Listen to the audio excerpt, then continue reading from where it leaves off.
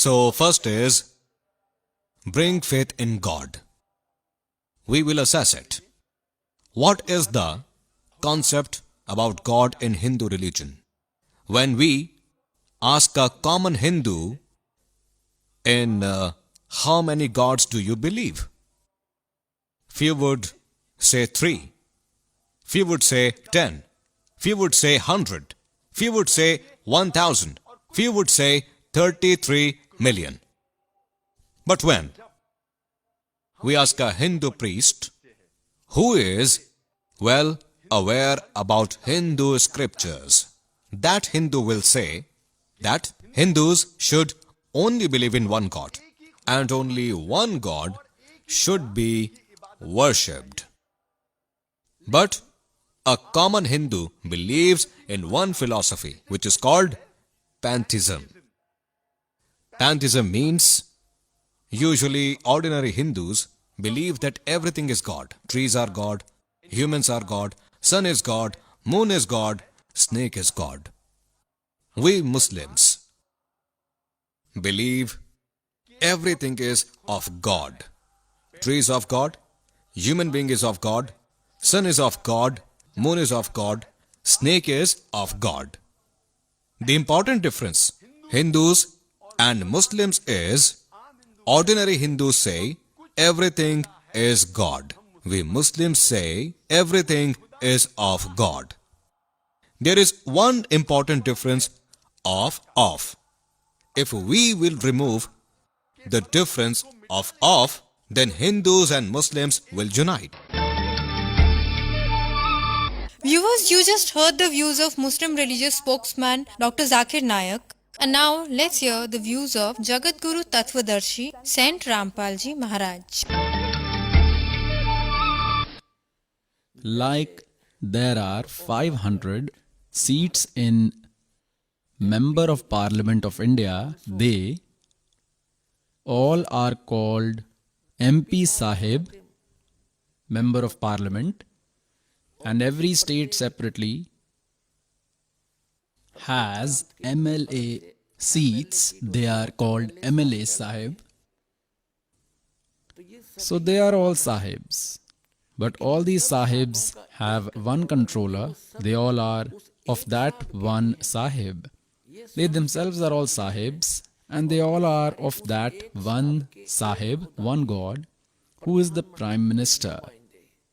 They are also Sahibs at their level, like if one had to get registration done. He may have relations with anyone, but his work will be done only by the sub-collector. So for him, that sub-collector is Sahib. The work will be done by him only. He needs to give a letter of request to him. So these who have incomplete knowledge say we do not engage with anyone except one Khuda, one God, one Allah. Look, getting engaged is one thing, but worshipping is something else. Like a virtuous woman worships her husband but respects everyone, like elder brother-in-law as elder brother, elder sister-in-law as elder sister, younger brother-in-law as younger brother, younger sister-in-law as younger sister, sister-in-law as her sister. She respects all her family members reasonably. She doesn't worship them but respects them, greets all with namaskar. Till she stays in a joint family, that loyal wife, she lives lovingly, reasonably respects all, but when they get separated, she takes all her belongings, whatever is their share, to her husband's house. Whatever comes in her share, she doesn't mind and doesn't keep faith in anyone because she used to worship the husband. So when she got separated, she left with him whom she used to worship. But until she was in the joint family, it was her duty to stay nicely with all, should reasonably respect elders and young ones, so she is called a good lady. But if that same virtuous woman, same girl, doesn't speak well with anyone except her husband, neither with mother-in-law, nor with sister-in-law, elder brother-in-law, sister-in-law, father-in-law, then she is quarrelsome lady. Daily arguments and causes, split in the house. There can never be peace in that family. So those who say we do not bow to anyone except Supreme God are mistaken. Namaskar is not worship. This means to show respect to elders and young ones, greet them respectfully. It is not worship. Worshipping is from the soul for those whom you love.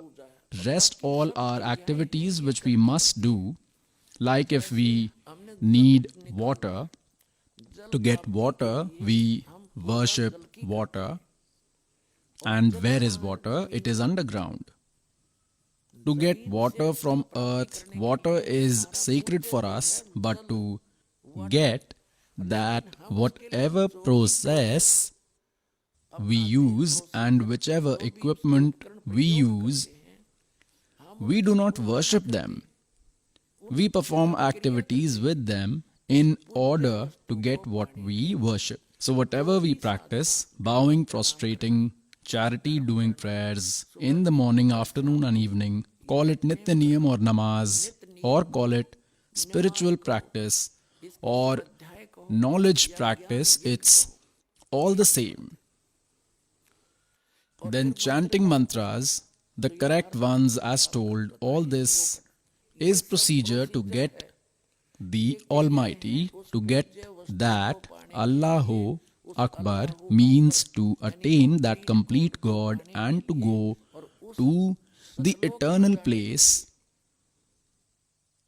where the creature remains always happy. So for that, our sacred is Allahu Akbar, and rest all to achieve that, like to get water, boring pipe is inserted in the ground, then hand pump is lowered and fitted, its worship is done.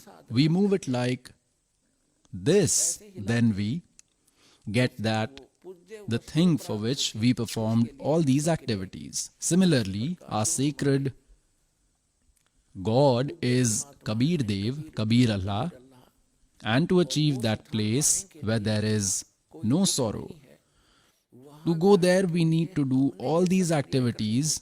To bow in respect is not worship, and without greeting, arrogance doesn't go. God can never be achieved by an arrogant person.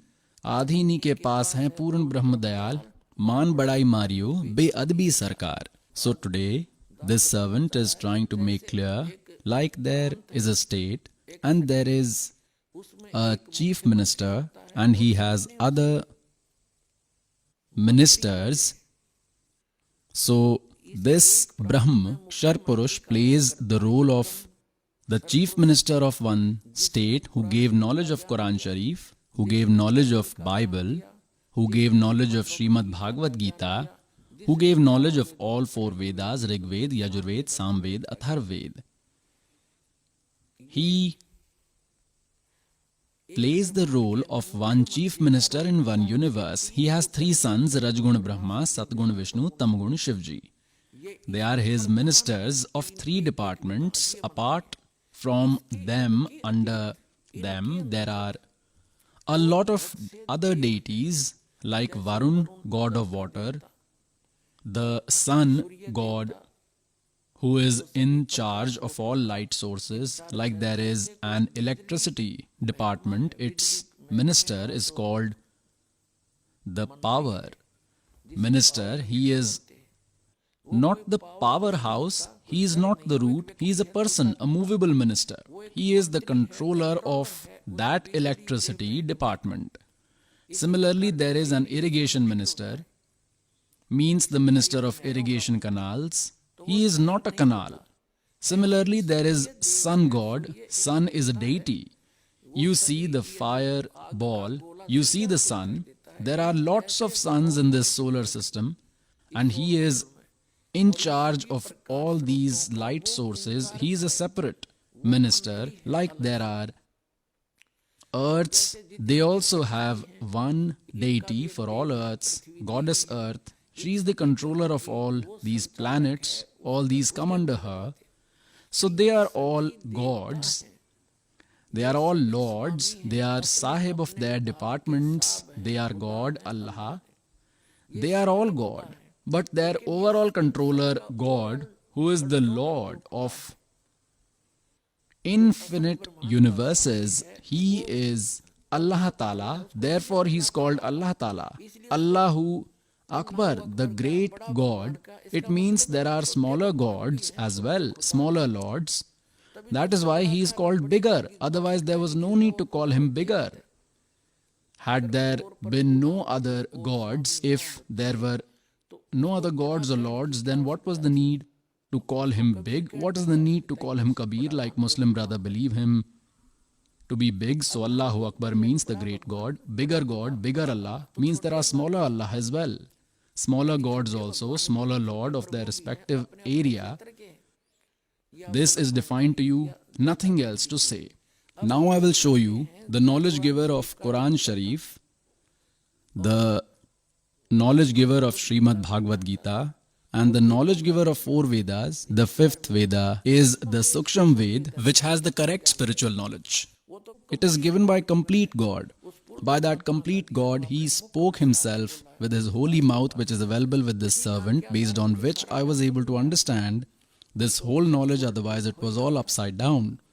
So how much of a God He is, the knowledge giver of Quran Sharif, the knowledge giver of Bible.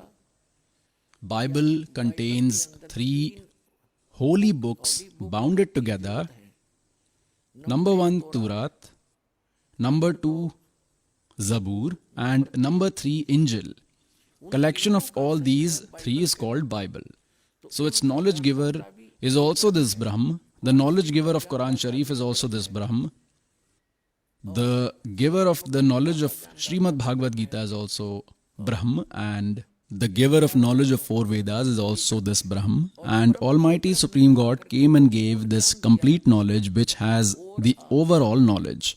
और ज्ञान सब ज्ञानड़ी, कबीर ज्ञान सो ज्ञान, जैसे गोला तोपे का अब करते चले मैदान.